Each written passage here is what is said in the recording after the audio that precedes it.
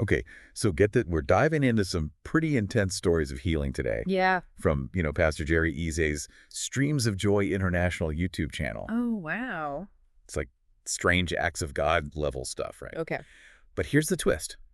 We've got a medical doctor, Dr. Kin, weighing in on all of this. Interesting. So yeah, get ready to unpack this because where faith meets medicine, things get fascinating. I think what really intrigues me is how powerful belief can be. Right. We're looking at cases where people are dealing with really complex medical issues. Yeah. And they're claiming these sudden, almost miraculous recoveries through prayer. It's pretty wild. Yeah. So first up, we've got Alexis. Okay. She battled trichotillomania for 12 years. Wow. And it's not just a bad habit. Right. Imagine this overwhelming urge to pull out your hair. Yeah. The shame, the isolation. Trichotillomania often goes hand in hand with mental health challenges, like anxiety and OCD. It's rooted in the brain, right? Exactly. Like those areas, the prefrontal cortex and the basal ganglia. Yeah, and Dr. Kin does a great job explaining this in the video. Oh, yeah. He uses the analogy of an air traffic controller to describe the prefrontal cortex.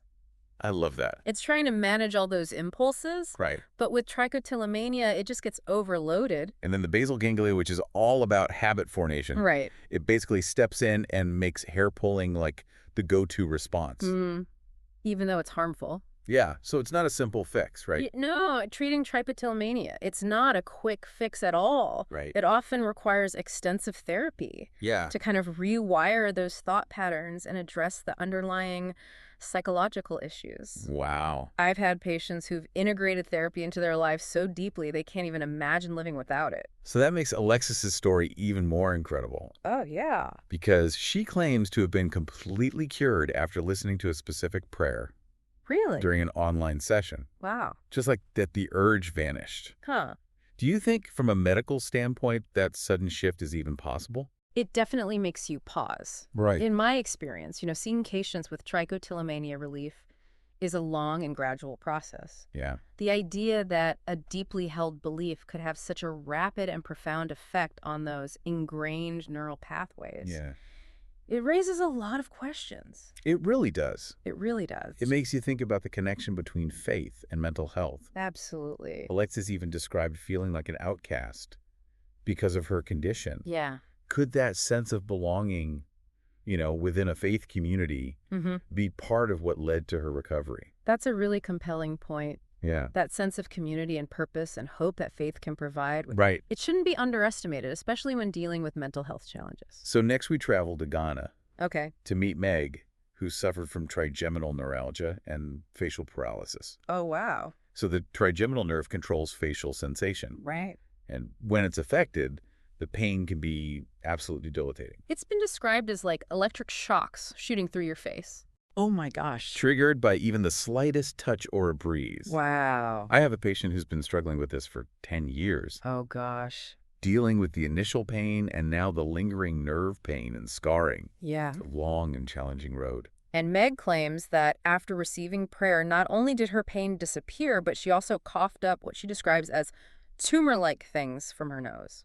And within 2 weeks, her facial paralysis was completely gone. Now, medically speaking, I have to be a bit skeptical here. Okay. Nerves, especially complex ones like the trigeminal nerve, they take a long time to heal. Yeah. While spontaneous remission isn't impossible. Sure. The speed and completeness of Meg's recovery is far outside anything I've encountered. Yeah. As for those tumor-like things, Right. it's possible she was dealing with sinusitis, which can cause a similar discharge. But it's hard to ignore the timing. Yeah. Right? This intense spiritual experience she had, followed by this physical manifestation and rapid recovery. Could there be a connection we're not fully grasping? That's the million-dollar question. Right. It definitely highlights how much we still don't know about the complex relationship between the mind-body and what some might call the spirit. All right, so let's shift gears and talk about Dr. Beatrice. Okay. A surgeon and internist whose own daughter became critically ill. This is where things get particularly interesting. Yeah. We have a medical professional, someone who understands the intricacies of the human body, Right. facing a situation that appears medically hopeless. Her daughter was on a ventilator, needed a feeding tube, and the doctors gave her only 72 hours to live. That level of organ failure is truly dire. Yeah. It's the body on the brink of shutting down completely. But instead of panicking, Dr. Beatrice took a selfie with her seemingly dying daughter, Wow. a picture radiating defiant hope and expressed complete confidence in a positive outcome. Wow. And defying all expectations, her daughter woke up, asked for a pen and paper, and started eating. It goes against everything we understand about how the body recovers from such a severe illness. I'm struck by the fact that even with her medical training, Dr. Beatrice chose to rely on her faith when faced with those odds. Yeah. It speaks to that deep-seated human need for hope, even in the face of medical uncertainty. Do you think that unwavering belief played a role in her daughter's recovery? It's a compelling thought. There's actually a growing body of research exploring this mind-body connection. Yeah.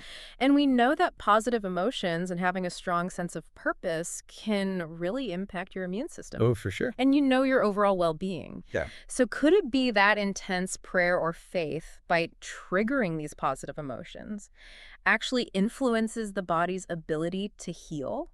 Like on a cellular level. Yeah, exactly. It's almost like the power of belief acts as this catalyst, Right. unlocking the body's natural healing potential in ways we don't fully understand. And of course, we have to consider the placebo effect, where someone's belief in a treatment, even if it's not medically active, can lead to real changes. Okay, but wouldn't you say these recoveries seem to go beyond that typical placebo response? That's a great point.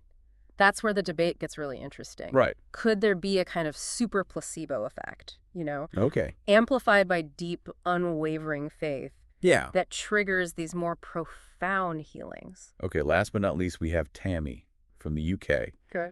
who was diagnosed with necrotizing pancreatitis. This is a condition with a very high mortality rate. Really? Imagine your own digestive enzymes turning against you, Oh, wow. like a rogue army attacking its own kingdom. That's a scary thought. It leads to widespread inflammation, organ failure. Oh, God. It's a devastating diagnosis. And just like Dr. Beatrice's daughter, Tammy was given a very low chance of survival, Right. 2%. Right. But her mother, with unshakable faith, flew to Abuja, prayed at a church, and returned to find Tammy awake and alert. What strikes me here is not just the sudden turnaround, but Tammy's absolute defiance. She rejected that expected 2-year recovery timeline, Wow. pushing herself to walk and talk much sooner than anyone anticipated. That's incredible. She even started writing down tasks for her doctors, showing incredible mental clarity and resilience. It's a stark contrast to the 19-year-old Dr. Key mentioned, who tragically didn't survive the same condition. Yeah, it really is. Tammy's recovery against such grim odds is truly remarkable. It makes you question our current understanding of what's medically possible. Right. I mean, we've made incredible progress, but there's still so much we don't know about the human body For sure. and the interplay between the mind, body, and maybe even something beyond. I think that's what I find so captivating about these stories. Mm-hmm. They challenge us to consider whether there might be forces at work Yeah. that we can't fully explain or measure with our current scientific tools. It certainly highlights the limitations of our current understanding. Yeah. It underscores the need to stay open-minded, to acknowledge the possibility of phenomena that might not fit neatly into our existing scientific paradigms. So where do we go from here? How do we reconcile these seemingly miraculous recoveries with our knowledge of medicine and science? Well, I think it starts with a willingness to explore, Okay. to ask difficult questions, and to be open to multiple perspectives. Yeah. We need more research, Mm-hmm. more collaboration between scientists and theologians, I like that. and perhaps a re-examination of our assumptions about what's possible. Yeah, we need to foster that sense of curiosity and openness, Exactly. recognizing that there might be more to healing than we currently grasp. Exactly. These stories challenge us to expand our understanding of the human experience Right. and recognize that potential for healing that might lie beyond the boundaries of what we currently consider scientifically possible. It's a fascinating, complex conversation, It really is. and one that's sure to continue as we grapple with these profound questions about the nature of faith, belief, and healing. Before we wrap up this deep dive into these incredible stories, is there a final provocative thought you'd like to leave with our listener today? I think it really is. It feels like we're kind of peeking behind this curtain, Yeah.